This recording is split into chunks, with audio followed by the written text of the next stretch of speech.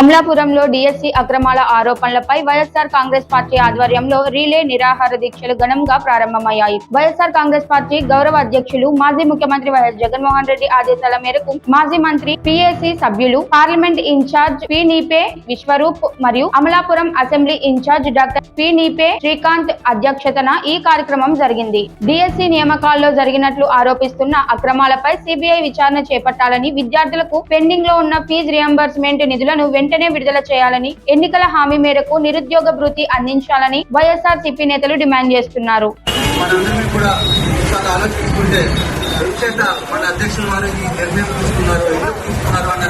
ఖచ్చితంగా మనందరినీ కూడా తెలుసుకోవాలా, తెలుసుకుంటే మరి అందరికీ కూడా చెప్పి ఒక మూమెంట్ లాగా మన గౌరవ అధ్యక్షుడు మాకు ఒక ఆలోచన ఎందుకు మనం ఒకసారి తెలుసుకుంటే మరి ఏదైతే ఎలక్షన్ ముందు ప్రభుత్వం మరి లోకేష్ గారు పాదయాత్ర చేసినప్పుడు ప్రతి ఒక్కరికి కూడా నిరుద్యోగ అభివృద్ధి ఇస్తాను, ప్రతి ఒక్కరికి కూడా 3,000 ప్రతి నిరుద్యోగి కూడా 3,000 ఇస్తాను అన్నాడు.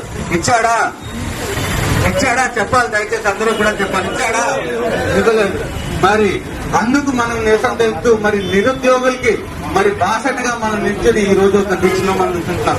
మరి అంతేకాకుండా మరి ప్రతి విద్యార్థి దగ్గరికి వెళ్ళి నీకు 15 నీకు 15 అన్నాడు. ప్రతి ఇంటికి వెళ్ళి మీ మనోరాలకు 15 మీకు మనోడు 15 అన్నాడు. 15,000 ఇచ్చాడా? ఇప్పటిదాకా కూడా ఎక్కడా కూడా 15,000 ఇచ్చిన దాఖలాలే లేవు. మొదటి సంవత్సరం అయితే 15,000 అసలు ఆలోచనే లేదు. రెండో సంవత్సరం అయితే తల్లికి వందనం అన్న కార్యక్రమం పేరుతోటి మరి అరాకరా ఇచ్చిన సందర్భాన్ని మనం చూసాము. అందులో కూడా మరి 3,000 కోత పెట్టి మరి 12,000 ఇస్తామన్నారు. ఆ 3,000 ఎక్కడికి వెళ్తుందా అంటే పాఠశాలల అభివృద్ధి కోసము పాఠశాలలకు ఇస్తామన్నారు. ఆ పాఠశాలలకు ఇచ్చారా 3,000 ఇప్పటిదాకా? లేదు. మరి 12,000 అయినా పోనీ 12,000 అయినా అందరికి ఇచ్చారా అంటే ఇవ్వలేదు. ఎందుకు ఇవ్వలేదని అంత ఖచ్చితంగా చెప్తున్నానంటే మరి కేంద్ర ప్రభుత్వం కేంద్రం నుంచి వచ్చిన మరి సమాచారం ప్రకారం మొత్తం మన ఆంధ్ర రాష్ట్రంలో ఉన్నది 85 లక్షల స్టూడెంట్లు అయితే వీళ్ళు ఇచ్చింది 64 లక్షల చిల్లర స్టూడెంట్స్ మాత్రమే ఈ తల్లికి వందనం అన్న పథకం ఇచ్చారు. అందులో కూడా కోతలు పెట్టి మరి కొంతమందికి 12,000 ఇచ్చారు, కొంతమందికి 10,000 ఇచ్చారు, కొంతమందికి 6,000 ఇచ్చారు, కొంతమందికి 5,000 ఇచ్చారు. ఇలా ఇచ్చి మరి చేతులు దులుపుకున్నది కూటమి ప్రభుత్వం. దానికి మనం నిరసన తెలపాలా వద్దా? వాళ్ళు చేసిన మోసాన్ని ప్రజలకి తెలియచేయాలా వద్దా? మరి ఇన్ని అబద్ధాలు మోసాలు చేసి మరి ఏదైతే గద్దెనెక్కారో మనందరమే కూడా మౌనంగా కూర్చుంటే ఒక బాధ్యత గల ప్రతిపక్షం ఉన్నట్టా లేనట్టా చెప్పండి. సో ఖచ్చితంగా ఈ అన్యాయాలన్నీ మనం మాట్లాడాలి కాబట్టి మరి జగన్మోహన్ రెడ్డి గారు ఈ ఒక నిర్ణయం తీసుకున్నారు.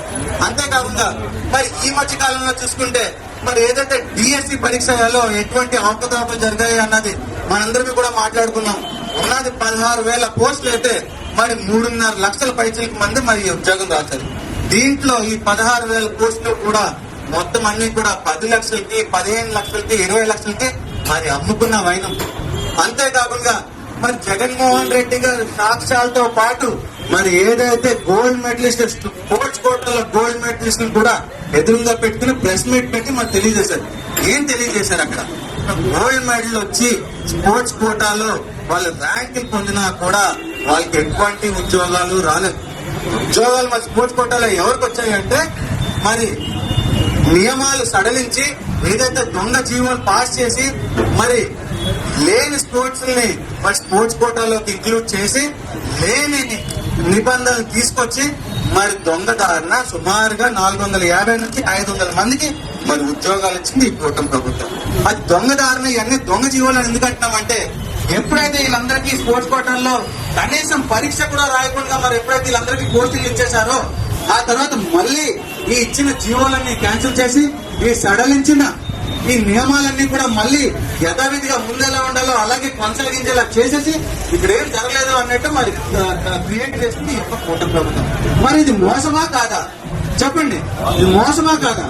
ఈ యొక్క మోసాన్ని మరి స్టార్టింగ్ లో ఇవన్నీ కూడా ఏదైతే డిఎస్సి మీద అవకతవకలు, ఏదైతే ఫీజు రియంబర్స్మెంట్ కానివ్వండి లేదా నిరుద్యోగ అభివృద్ధి కానివ్వండి, ఇవన్నీ కూడా ఏ శాఖలోకి వస్తారా అంటే కూటమి ప్రభుత్వం ముఖ్యమంత్రి చంద్రబాబు నాయుడు గారి సుపుత్రుడు నారా లోకేష్ గారి మరి శాఖ విద్యాశాఖ కిందకు వస్తుంది.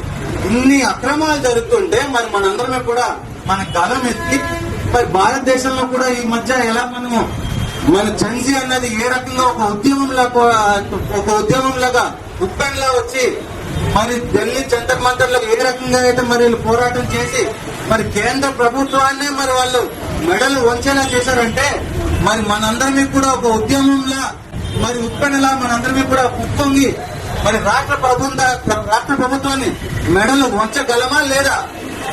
చెప్పండి, వంచగలమా లేదా? ఖచ్చితంగా మనం వంచగలము, వంచాలి, వంచి తీరాలి.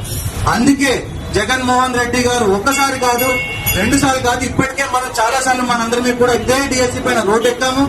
ఇంకా మనము ప్రజల్లోకి, జెన్జీకి, యువతరానికి ఇంకా మనం ధీటుగా మనం ఇంకా వాళ్ళ లోపలికి వెళ్లాలన్న అవసరం ఉంది. కాబట్టి మరి 4 రోజులు మరి జగన్మోహన్ రెడ్డి గారి యొక్క రిలే నిరాహార దీక్ష చేసి మరి 5వ రోజున మరి ర్యాలీ చేయాలి అని ఆదేశాలు చేశారు. కాబట్టి ఖచ్చితంగా మనందరినీ కూడా మరి బాధ్యత గల వైఎస్ఆర్ కాంగ్రెస్ పార్టీ నాయకుడిగా, కార్యకర్తగా అన్ని కార్యక్రమాల్లో మనం పాల్పంచుకుని మరి విజయవంతం చేసి మరి కేంద్రంలో ఏ రకంగా అయితే యువతని మరి రోడ్డుకెక్కారో ఆ రకంగా మన రాష్ట్రంలో కూడా యువత అంతా కూడా రోడ్డు ఎక్కేలా చేయాలని చెప్పి మరి సందర్భంగా తెలియజేసుకుంటూ ఆ రకంగా చేసే దిశలో మరి ప్రతి ఒక్కరు కూడా మీ యొక్క కృషి, పట్టుదల, కష్టము పెట్టి మరి ఈ కార్యక్రమాలన్నీ విజయవంతం చేయాలని ఈ సందర్భంగా మీ అందరికీ తెలియజేసుకుంటూ మరొకసారి ఈ రోజు ఈ దీక్షలో కూర్చునే ప్రతి ఒక్కరికి కూడా నా పేరున నా ఒక మనస్ఫూర్తి కృతజ్ఞతలు తెలుపుకుంటూ మరి ఈ కార్యక్రమాన్ని ముందుకు తీసుకెళ్లవలసిందిగా